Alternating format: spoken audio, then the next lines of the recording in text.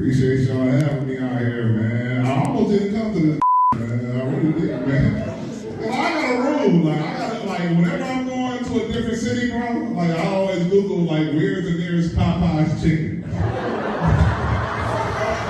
That's how I know where the hood is. That's how I know. I got a second cousin in that city.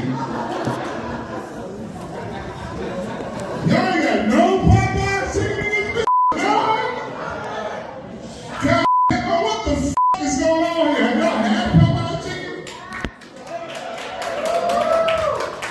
Bullshit. Cause y'all was in a town meeting or something like that.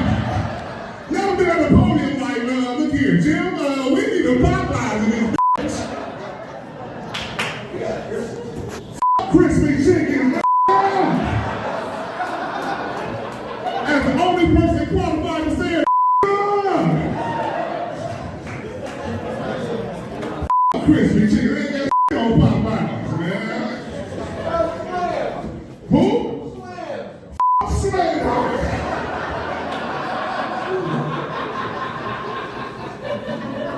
I don't care who you talking about. They ain't fucking with Popeyes.